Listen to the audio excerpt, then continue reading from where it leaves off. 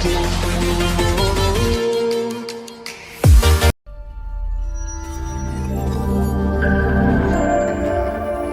ministres, ministre de l'enseignement supérieur, ministre de l'éducation nationale, qui sont montrés très intéressés par ce projet, parce qu'aujourd'hui, la plateforme Touchère peut accueillir déjà l'ensemble des 200 à 300 000 étudiants sénégalais qui peuvent être sur la plateforme.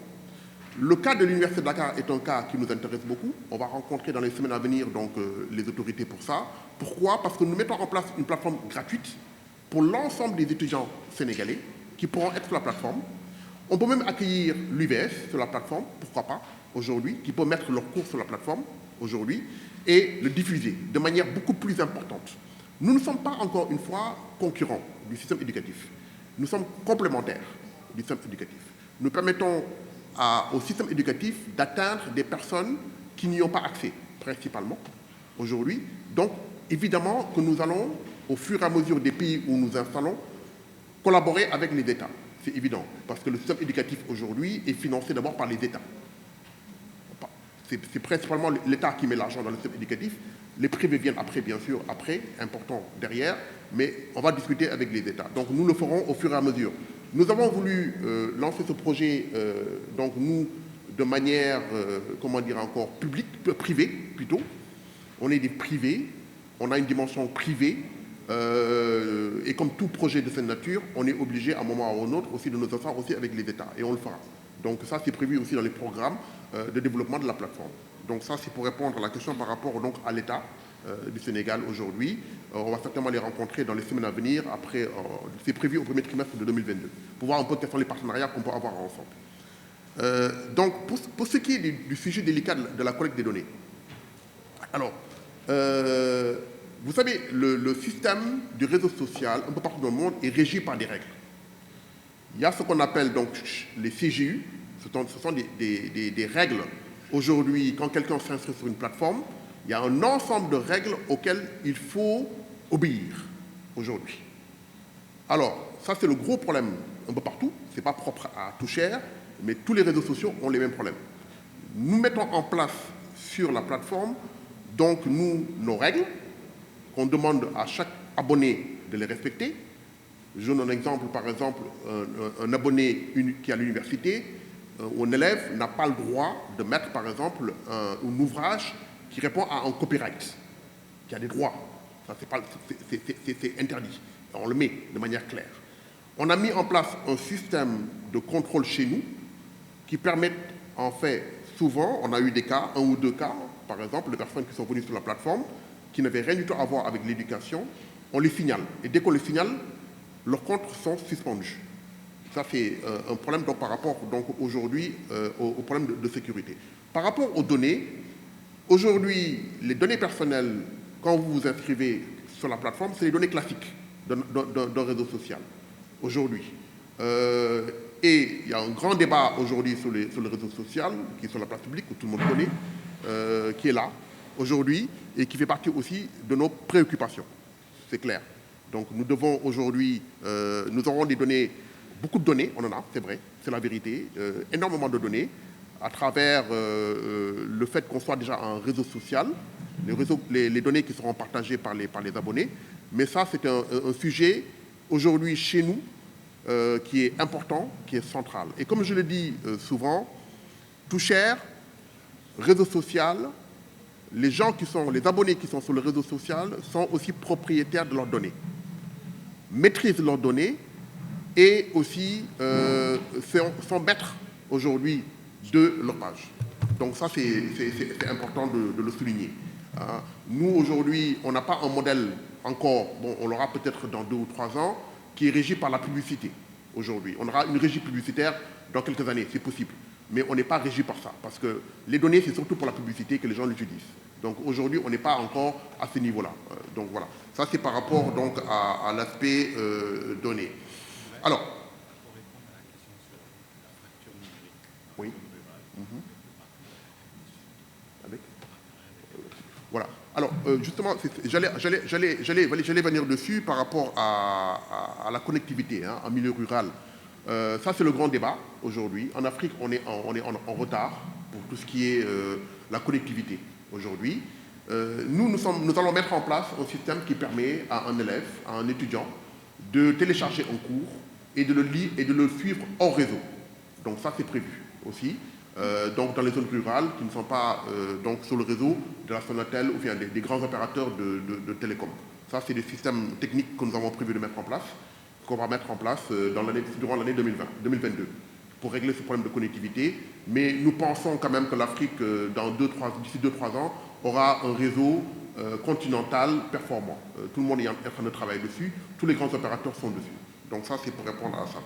Alors, oui, alors nous avons, Maguette me le rappelle, on a commencé à travailler, on travaille avec le FDSUD, on les a rencontrés, on allait les voir parce qu'eux-mêmes travaillent sur la connectivité en milieu rural. On a des programmes qu'on veut élaborer avec eux. Donc voilà, donc tout ça c'est les partenariats entre Toucher et tous les acteurs en fait un peu étatiques.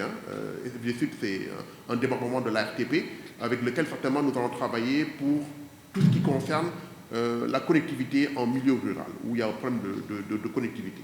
Donc voilà. Donc, je vous remercie d'être présent à cette conférence de presse, de lancement et de présentation du projet Toucher. Comme je le disais tout à l'heure, Toucher est un réseau social éducatif créé en Afrique, ici au Sénégal, que nous avons décidé de lancer à partir du Sénégal. C'est un réseau social qui est en ligne depuis le mois de novembre, depuis le 25 novembre. Nous étions en version bêta, maintenant nous sommes en version aujourd'hui accessible au public. Je tiens à le préciser, c'est un réseau social éducatif gratuit qui est à la disposition des jeunes, des moins jeunes aujourd'hui, des étudiants, des élèves, des professeurs et de toute personne qui aujourd'hui a une notion à partager, a un savoir à partager, des connaissances à partager aujourd'hui. On est fiers aujourd'hui au Sénégal d'avoir lancé ce projet à partir du Sénégal. C'est un projet qui a été développé à Dakar avec la collaboration de sociétés étrangères, américaines, françaises aujourd'hui, avec des ingénieurs sénégalais, ivoiriens, togolais, béninois. C'est un projet africain qui appartient donc aujourd'hui à l'Afrique. Toucher, c'est un terme anglais, partager, la notion de partage est importante pour nous, partage de savoir, de la connaissance. J'ai tendance à dire qu'en Afrique, on est 1,2 milliard, nous avons des talents en Afrique, énormément de talents. Moi, je suis quelqu'un qui a découvert avec ce projet des jeunes talentueux aujourd'hui qui sont là. Nous avons mis en place un écosystème pour eux, pour qu'ils montrent au monde leurs talents aujourd'hui. Il faut croire en nous, il faut que l'Afrique commence à croire en nous. On a tendance à consommer des réseaux sociaux qui viennent des États-Unis, de la Silicon Valley, de la France, de la Chine. Alors aujourd'hui, on a répondu à un défi en créant un réseau social africain chez nous, avec les mêmes standards que les réseaux sociaux que vous avez en Europe, en Chine, aux États-Unis. On est au même standard aujourd'hui, au même niveau que ces réseaux sociaux. Donc aujourd'hui, c'était un projet, aujourd'hui c'est une réalité. Toucher est là, pour tout le monde. On demande aux Africains de se l'approprier, de l'utiliser pleinement aujourd'hui pour partager vos connaissances, votre savoir au monde. C'est tout simplement ça. Alors, aujourd'hui, nous donnons la possibilité à un jeune Africain de pouvoir suivre un cours en direct à partir de chez lui, en permanence, avec les meilleures universités au monde. C'est ça que Toucher amène aujourd'hui. Ce qu'on a montré aujourd'hui sur Toucher n'est que le début de Toucher. Nous avons des fonctionnalités qui vont être mises en place à partir du mois de janvier. Toucher, en janvier, nous aurons les mêmes systèmes que Zoom, les mêmes systèmes que Google Classroom. C'est-à-dire que vous pouvez, sur Toucher, ouvrir un compte, être connecté avec un professeur, avec une école, avec une université qui se trouve à Paris, qui se trouve au Caire, en Afrique du Sud, et suivre un cours en direct sur la plateforme. Est-ce que c'est gratuit? Et c'est gratuit. C'est parfaitement gratuit aujourd'hui. Nous avons un modèle gratuit. Nous allons bien sûr mettre un modèle payant, c'est évident, à un moment ou à un autre. pour des cours beaucoup plus perfectionnés, des cours beaucoup plus, comment dire encore, beaucoup plus spécialisés. Nous allons mettre donc un modèle. On a un business model aujourd'hui qu'on va développer avec le temps, mais c'est une plateforme gratuite aujourd'hui. Et ces objectifs? Alors, aujourd'hui, une entreprise qui est sur Touchère, qui a un compte sur Touchère, déjà, elle présentera ses activités à un public de jeunes. Déjà, ça, c'est le premier point. Le deuxième point, c'est qu'aujourd'hui, l'algorithme que nous avons mis en place sur la plateforme Touchère permet à une entreprise qui est dans un secteur comme le bâtiment, par exemple, un instrument de bâtiment, automatiquement sur la plateforme, on peut lui proposer des profils de stagiaires et de jeunes qui cherchent des emplois aujourd'hui dans le domaine du bâtiment. C'est l'algorithme de Touchère qui permet ça. Aujourd'hui, le digital, les algorithmes dans le digital permettent en automatique, vous aujourd'hui, une société par exemple qui a un éditeur de presse, qui cherche un stagiaire donc, dans le domaine donc, du journalisme, qui est sur Touchère, on lui proposerait dans les semaines à venir automatiquement des profils qui correspondent à ce qu'il recherche. C'est ça qu'une entreprise gagne. Le recrutement est facilité pour avoir des stagiaires, pour avoir des gens d'ailleurs qui sont aujourd'hui en fin d'année d'études, de se mettre sur Touchère et automatiquement sur une zone géographique, et nous allons le paramétrer de cette manière-là, cette personne peut trouver un travail automatiquement sur la plateforme. Donc nous permettons à des jeunes d'être en connexion aussi avec des entreprises automatiquement sur la plateforme aujourd'hui. Ce qui n'est pas le cas aujourd'hui, par exemple, sur d'autres réseaux sociaux, pour LinkedIn, par exemple, pour ne pas le citer, où, par exemple, les jeunes n'y sont pas aujourd'hui. Un jeune n'est pas sur LinkedIn parce qu'aujourd'hui, c'est un réseau professionnel. Mais par contre, sur Touchère, ils peuvent contacter des entreprises, ils seront en contact avec des entreprises en direct. Un jeune de 25 ans pourra prétendre un emploi qu'on lui proposera sur Touchère.